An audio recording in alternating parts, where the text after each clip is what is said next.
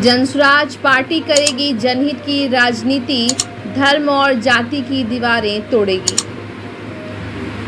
Jan Suraaj party के नोखा विधानसभा क्षेत्र से संभावित प्रत्याशी मोहम्मद आरिफ खान ने एक महत्वपूर्ण प्रेस वार्ता में क्षेत्र की गंभीर समस्याओं पर खुलकर आवाज उठाई।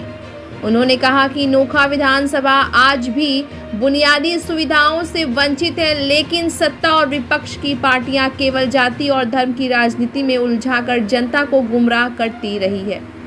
आरिफ खान ने कहा कि वर्तमान विधायक ने अपने कार्यकाल में विकास के नाम पर केवल खोखले वादे किए हैं। सड़कें टूटी हुई हैं, अस्पतालों में दवाइयां और डॉक्टर नहीं है, किसान उपज का उचित मूल्य न मिलने से परेशान है और युवाओं को रोजगार के अभाव में पलायन करना पड़ रहा है। उन्होंने कहा कि शिक्षा और स्वास्थ्य जैसी बुनियादी सुविधाओं की दुर्दशा ने क्षेत्र की जनता को निराश कर दिया है।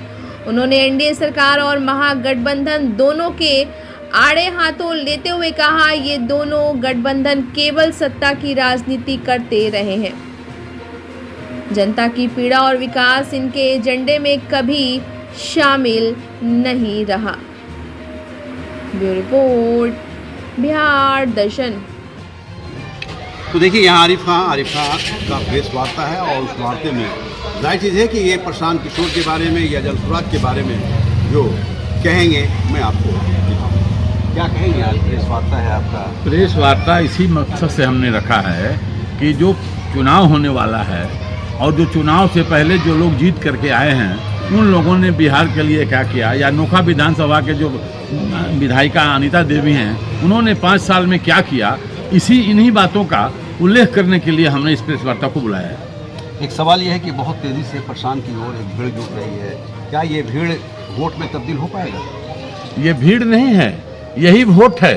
क्योंकि पिछले 35 सालों से जो लोग अपने को असहज महसूस कर रहे थे, ये देख रहे थे, ये तलाश में थे कि कोई तीसरा विकल्प हमारे पास आए, तो आज जब उनके पास तीसरा विकल्प आ गया है तो वो लोग खुशी से उस प्रशांत किशोर के मीटिंग में, प्रशांत किशोर के कार्यक्रम में, प्रशांत किशोर के विचारों से सट रहे हैं। एक सवाल ये है कि नोखा विधानसभा क्षेत्र के आप संभावित प्रत्याशी हैं। आप जंगी सिंह चौधरी के साथ भी रहे, आनंद मोहन के साथ भी रहे और उनकी पतों के साथ भी। जाहिर चीज़ है कि उन लोगों का काफ़ी विरोध नज़र आ रहा है। क्या आपको लग रहा है कि उन लोगों का विरोध हो रहा है? देखिए, विरोध करने में कुछ नहीं रह गया है, क्योंकि एक समय था जब कहा जाता था कि नोखा विधानसभा चौधरी बहुल सीट है, लेकिन 2010 में जो परिसीमन हुआ है तो उसमें अधिकतर गांव जो सासाराम लोकसभा का नोखा विधानसभा में था, जिसमें चौधरी लोगों का बहुमत था, वो कट करके सासाराम ब्लॉक में आ गया है। इसलिए अब वहाँ कोई बेस नहीं रह गया चौधरी का। चौधरी मतदाता का बेस अब नोखा विधानसभा में नहीं है। सबसे ज्यादा वोट मुसलमानों का। संभावित प्रत्याशी होने के नाते नोखा विधानसभा क्षेत्र के लोगों से क्या अपील? नोखा विधानसभा के लोगों से अपील यही करेंगे कि भाई, जिस 35 साल से जिस दलदल में आप थे, 35 साल में जो वहाँ का कल कारखाना था, वहाँ बड़ी बड़ी राइस मिलें थी, सारी राइस मिलों से धुआं निकलना बंद हो गया। कारण कि यहाँ रोजगार नहीं है, छिटफुट कुछ रोजगार है, उसके चलते लोग यहाँ से सब पलायन कर गए। जो मजदूर हमारे यहाँ के थे, अगर बढ़िया रोजगार मिलता तो यहाँ रहते, उसमें भी काम करते और अपना और भी काम करते।